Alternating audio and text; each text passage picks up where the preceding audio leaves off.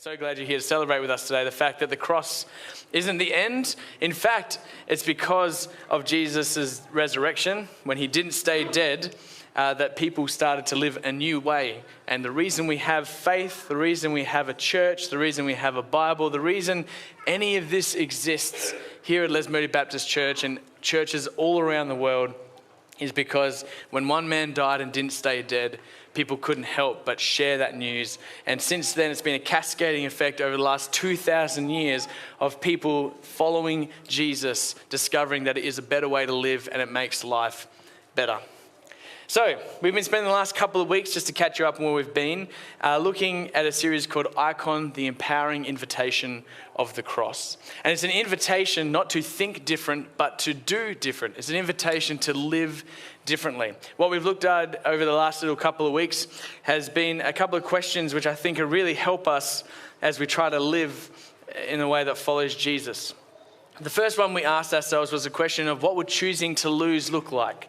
Regardless of who got there first, what would it look like to let them go first? On Friday, we looked at the question of humility. Can I move in the direction of another person? Not to prove a point, but to win a relationship. Because when Jesus died on the cross, he moved in humanity's direction, not to prove a point, but to win a relationship. And today we're going to wrap up the series and celebrate the fact that Jesus is indeed alive. And in fact, it's because he's alive, as I said a few moments ago, that this obscure Jewish cult from a random Roman outpost became a movement which not only became part of the Roman Empire's belief system, but it actually continued until most of the world eventually followed suit as well. So a bit of background if you're not familiar with the story. 2,000 years ago, the people of the Jewish nation, they were under occupation by the Romans. And the Romans were treating them fine. Like the Jewish people, they could worship God how they wanted to. But at the end of the day, they weren't truly free. And the people at the time said, well, we want to be free. We don't want this. Jesus rocks up and he starts to do some things and they get excited. Because for them, they grew up with stories of God choosing somebody, overthrowing the captives, overthrowing the people who are their captors and freeing people. And so these people are waiting around going, we're under occupation. The Romans are the bad people. We're waiting for God to raise someone up, overthrow them. It's going to be awesome. And Jesus rocks up. He starts to do things which they didn't expect. And he starts to do things in a way which they go, is this the one who's going to free us? So people are getting excited. This is the one. This is who we've been waiting for. He's going to lead us back to our rightful spot as a free nation, being able to do whatever we like. And unfortunately, not everyone at the beginning understood exactly what Jesus was up to. Because while Jesus was there to free his people, it wasn't in the way they expected. They wanted it here and now. Jesus had a bigger picture. He was looking down the generations. He was more concerned with showing us a new way to live than freeing the people in that generation. Now, Jesus couldn't go around and correct everyone's presupposition immediately, but he could start to direct those who were his closest followers to say, hey, I'm up to something that's a little different to what you expect, and I'm going to give you an inside view into what that looks like. And lucky for us, a guy called Mark records one of those instances where Jesus reveals a little bit more about what he was up to at the time. If you got your Bible, it's in Mark chapter 10. I'm going to read it out. Normally it's on the screen, but I forgot to load it this morning. My apologies. Fact check me. You can go Bible app or Google it. All right, Mark 10. They were on their way to Jerusalem, Jesus and his followers. They were on their way to Jerusalem. Leading the way was Jesus. He took the 12 aside and he told them what was going to happen to him. Now, the reason Jesus was leading the way is that as they were walking along these roads, which weren't too wide anyway, it was Passover time and people were busy. It was a busy street. Jesus is like, come on guys, it's following me. They're following him. And he says, as we go, I just need to pull you guys aside for a second and explain where we are going. It's going to be different to what you expect. Because they're about to go and celebrate Passover. For the people who are following him, his disciples, they're just like, this is a normal part of our rhythm.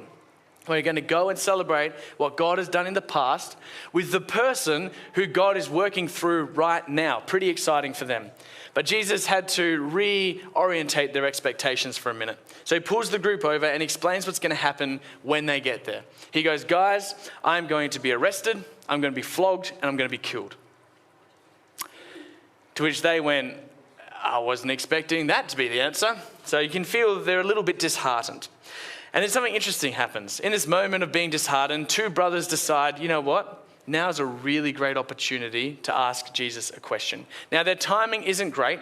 And if you've read the story before, you know what happens here. Two guys, James and John, hear what Jesus says, and they think to themselves, I'm just going to go up and we just got to ask this question. So they go up to Jesus, and I assume the other people can't hear him. Maybe they can, but they go up to Jesus and say, Teacher, we want you to do for us whatever we ask.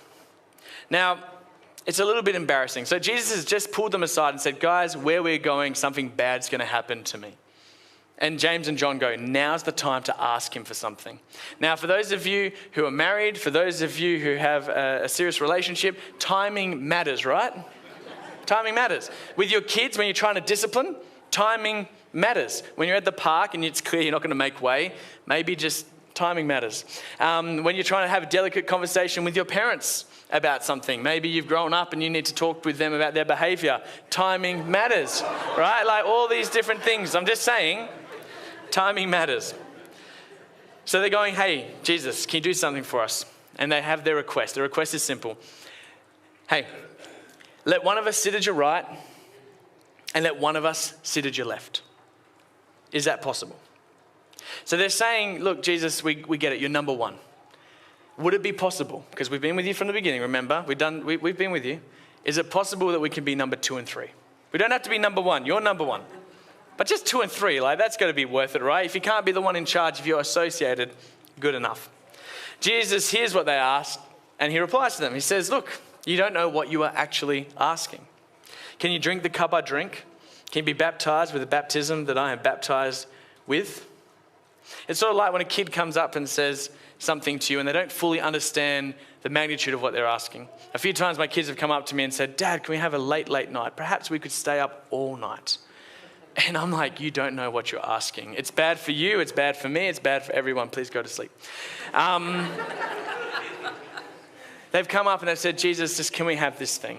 And Jesus goes, you don't get it. Like you're asking for, you don't see the full picture. And with the confidence of possibly my children, they go, yes, we can. It says in Mark 10:39, we can totally do it what you are going to do. And Jesus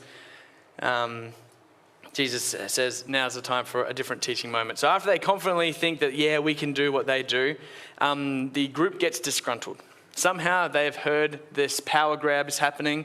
James and John have gone up to Jesus and they're going, well, we're here too. What are we, chopped liver? And the disciples are there and they're getting cranky. Jesus recognizes as a good leader within his group, there's a little bit of discontentment. So he puts pause, pulls them aside again, and he has this chat with them. And it's in Mark 10:42-44. So Jesus calls them together and he says, you know those who are regarded as rulers of the Gentiles. Now, Gentile just means anyone who's not a Jewish person. If you're Jewish, you're Jewish. If you're not, you're Gentile. So he goes, you know the Gentile rulers, right? Those who are regarded as rulers. They lord it over their subjects. That's what they do. And their high officials exercise authority over you. And that makes sense. The group would have been going, yes, yeah, we understand that. That is exactly how it works in our current system. The people in charge are in charge and everyone else knows it. And Jesus starts to turn the tables a little bit. He looks to his group that are following him and says, not so with you. That's not how you operate. Whoever wants to become great among you must be your servant. And whoever wants to be first must be slave of all. And in this one conversation, Jesus starts to redefine what it means to be in charge. He starts to redefine what it means to be great. Jesus starts to redefine what it means to have power and authority. And in fact, I would say that's one of the first examples we have of what is commonly referred to now as servant leadership, where you have what you have for the sake of those that you serve. So Jesus is saying to his followers, true authority and power, not authority and power as people of the world have it. True authority and power will always be in service of those that you serve. Those who are in charge are there to serve the people that they are in charge of. So the implication for you and for me, 2,000 years later, away from this event that's recorded for us in Mark, is simple. When we find ourselves in positions of authority or power, and leadership. If you follow Jesus, then you are doing it to serve other people. There's no framework for a person who says, I follow Jesus, and then uses their power and authority to serve themselves. It doesn't exist. And you've been in workplaces where this happens, right? Everything's going well until something mucks up, and your boss, who's paid the big bucks, instead of front-footing it and saying, I'll take responsibility, they throw you under the bus. And you go, that's not how that's meant to go. And some of you have been, at times in your role, you were the one that was meant to front-foot it and take the responsibility, and you shirked away because you went, well, what about my ego? What about this reputation I've built up? What about my family? And instead of doing what you were meant to do, you instead looked out for yourself. So for those of us that say we follow Jesus, when we are in the workplace, when we are in the home, when we are with our friends, there is no room that Jesus gives us where our power and our authority is self-serving. And I would argue that the church has always been at its best when it operates with the understanding that any resource we possess over the last 2,000 years, and the church has possessed many resources over its time, but we are at our best when we use it in service of our community. And we are healthier people as individuals when we live with this understanding. Just think about it for a second, put it in your context. Parents, you parent better when you are serving your children. Doesn't mean you don't discipline. It doesn't mean you don't give it loving encouragement. It doesn't mean you don't just absolve yourself of your responsibilities as a parent. But when you are doing what you do for the sake of your child, you parent better. When you don't want to face the issues of parenting your children and you go, well, I want to look out for myself. I don't want to have to deal with that. It's too hard. And Instagram at the moment, I've got to catch up with everything. Just to modernize it for those of us who are a bit younger. I get it. It's just easier to go on your phone than to deal with the issue in front of you. I've been in the park many of times where I'm standing there and I'm that guy, unfortunately, who I'm looking to make a friend. And other people are like, we don't want to make a friend. Our lives are busy. And I've seen many times where I'm like, you should probably be disciplining your kid here. And I don't mean like give them a smack. I mean, you should be going in there and having a word with them or just observing the situation a little more closely. And they're laughing or video calling or whatever else. But parents, when you serve your kids, you parent better. It's just the truth. Bosses, you get better results when you serve the people that are underneath you, right? The people who have been charged to do what they do. When you're in charge, you get better results when you serve them. Because serving them, and I know what you're going to think, does that mean I don't have tough conversations? Serving them means you've had the tough conversations in love. Jesus never shied away and said, oh, they need to learn something. This is a bit awkward. I'm not going to confront them about them. Jesus front-footed it and said, hey guys, you're all upset about something. I'm going to pull us over and I'm going to shine a light on it and I'm going to lead you through this. And when you have been part of a workplace where your boss has done this well, it's great, isn't it? Problems get brought up quickly. There's no politics. There's no issues that go beneath the surface. When a meeting, a decision is made, it actually gets done. But we've all been part of workplaces where they have the meeting, then you have the meeting, then you have the secondary meeting because the person wasn't there who actually has the power. And then before you know it, you execute, they execute, and none of you did the right thing anyway. Bosses, when you serve your people, you just get better results. Leaders, you create healthy cultures when you prioritize the people that you are serving. So the way of the cross is that we choose to love other people even when it costs us. Jesus' invitation to you and me is that when we take the posture of a servant and choose to serve the people around us, we actually participate in living like Jesus. Now you may be thinking, surely Josh, you don't mean in everything and for everyone. Like I said on Friday when I issued a bit of a challenge, who can you move in the direction of? Not to prove a point, but to win a relationship. I had a chat with a couple of people afterwards, and I forgot to say it on Friday, but I'll say it now. Take the extremes off the table for a second, right? There are clearly, in some contexts, relationships which you need to be wise, obviously, and listen to wisdom in that. But here's the thing. If you follow Jesus, part of your role, so if you've already subscribed, before you hit unsubscribe, just think about this for a second. If you've already subscribed to Jesus, part of living for him means being someone that serves other people. You can't avoid that. So if you entered the whole Jesus thing because someone said, say a prayer and your life will be better, but you kept making decisions because you wanted the best for you, Jesus looks at us and says, that's not why I came and that's not what you're meant to do. But if you're here this morning and you're not so sure about the whole Jesus thing yet, maybe you're trying to figure out, is Jesus someone you want to follow? Maybe you've been dragged here by a loved one. That's why we give you chocolate afterwards. Thank you so much for coming. You got to get paid, understand it. If you don't follow Jesus, you don't have to listen to this. The beautiful thing about the invitation is it's an invitation. You can say no. So if you don't follow Jesus this morning, you can do whatever you would like. You live your life how you want. You do whatever you want. But I want you to consider life goes better when we live like Jesus. And if you want to follow him, then you need to become the servant of the people around you. And then Jesus says a statement which takes away any excuses any of us have. Because Jesus so far has said, the Gentiles, they abuse their power. That's not how it's meant to be with you. And Jesus doesn't just leave it there as an object lesson. He puts himself in the middle of it. And he says this, for even the Son of Man did not come to be served, but to serve, and to give his life as a ransom for many. This is a statement that would shape Christianity and what it means to follow Jesus. This leader of a new movement, this Son of God, this wise teacher, the miracle man everyone had come to love, the king of a new kingdom, Jesus. He didn't just advise and say the new way you must live is to serve those around you. He put himself in there and said, when I came, I didn't come so you would serve me. I came so that I could serve you. To the point where I'm willing to lay down my life for you. Jesus used his position, his authority, and his power, and the end result was that he gave his life away.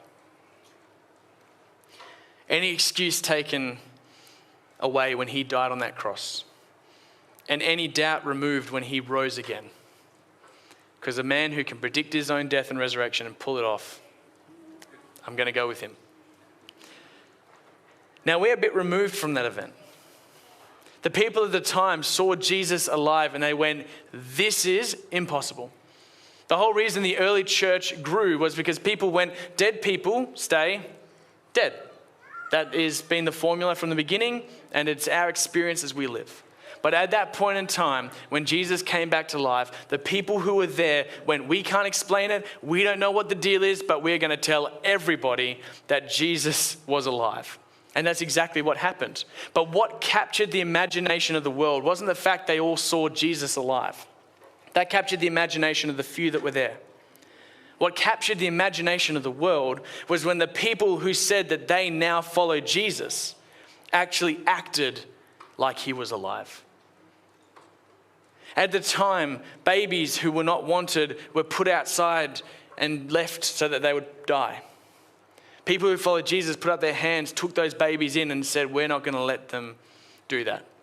At key points in history, when people were sick and unwell, it was people who said, we love Jesus and we see humanity as something worth looking after, that stood up and stood with the people who had the diseases and implemented our first hospital system. Over history, time and time again, lives have been changed, not because they saw Jesus alive, but because when they started to live like he was alive, people went, they're different. They parent different. They friend different. They are different bosses. They're people who don't live just for themselves. There's something bigger at play. And it's because they accepted the invitation of the cross to not just believe something different, but to live in a different direction. And Jesus, in this pivotal point, as he starts to redirect his audience, says one of the key ways that we live different is that when we have power and authority and position, it is for the good of the people we serve. And wisdom has proved again and again and again that leaders who live self-serving lives eventually get found out. Leaders who live for themselves eventually betray their people. Leaders who live for themselves eventually step away. One of the big things that was very noticeable not too many years ago when the global financial crisis was happening was that as executives were being paid out, trust in the banking system and everything was at an all-time low. Because the leaders who were meant to serve the people took payouts and ran. And people went, we can't trust them. You've experienced in your own workplace when the chance for the boss to accept responsibility instead threw you under the bus and walked away. You've experienced leadership which is unhealthy, which is toxic, which is terrible. And Jesus says, if you follow me, you can't do that. If you want to truly follow me, that's not how this happens. And my life has been impacted. And I'm sure your lives have been impacted when people with power, position, and authority act like Jesus and serve the people they've been called to serve. Giving up of themselves, even if it costs them. The church exists today, not because Christianity got their way, but because followers of Jesus gave their lives away. So for everyone listening today, I have a very simple question. And I don't know you and where you've come from exactly, and I'm not sure why you believe what you believe, but you believe it for a good reason, otherwise you wouldn't believe it. But the question I have for you in your context, whether it's in the workplace, if you're still working and find yourself going, I have authority and power, whether it's in your family because you have some sway and some capital within the family, with your friendship circle, anyone here who has any type of authority where people look up to you, here's a question that I want you to consider today. Are you willing to use your power and your position to serve those around you?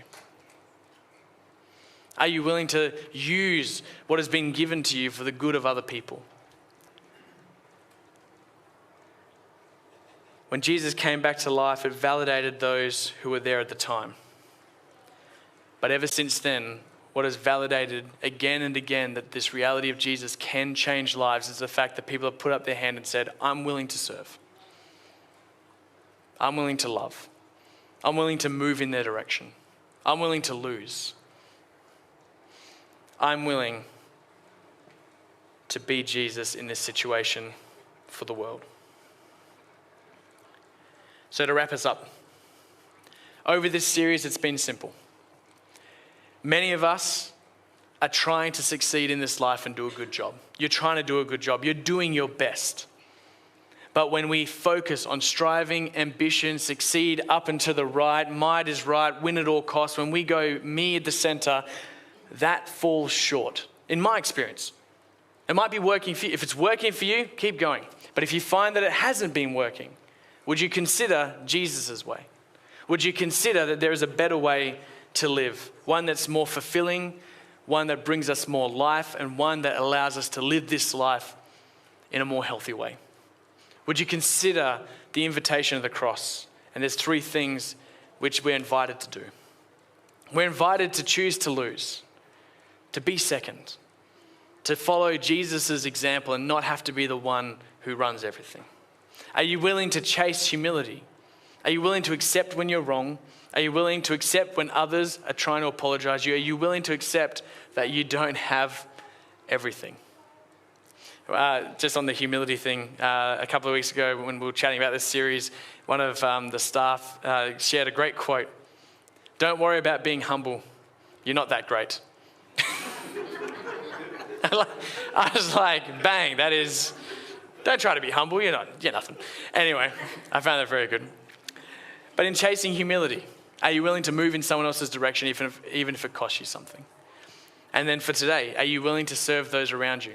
If you choose to lose, chase humility and serve those around you, even if you don't believe in Jesus, you're going to be acting like Jesus. And what I think you will find is that when you start to see Jesus, start to live like he lives, you will come to see that he really is worth following with all of your life. And for those of us that have put our hand up and said, yes, he's the one we follow, then this is just what we should be doing. And it's a good checklist. In the workplace, am I willing to be second place? In the home, am I willing to chase humility and move in their direction first? With my friends, am I willing to serve them even though I know they won't serve me? The invitation of the cross is simple. Would you like to live in another direction? And it's open to anybody who wants to respond. Let me pray. God, thank you so much that you gave us a new way to live. You know us in ways that we could only imagine. The fact that you put us together, put us on this earth for a reason and for this season, we just can't fully fathom. But what I want to pray right now, Lord, is that for those who are still considering whether you're worth following, or maybe along the way have lost following you but want to look at whether they should re-engage with you, Lord God, I pray that this week you will show them that you really are worth following. For those of us who have our hands up saying, we follow you, God. You showed up in our life in a way we don't fully know and we don't fully understand, but we follow you here and now. May we be reminded that when we choose to lose, when we chase humility, and when we serve those around us, we are just following in your footsteps. And that is such a freeing thing to know. So thank you for Jesus. Thank you for the cross. And thank you for the fact that the cross is not the end of the story. In your name, amen.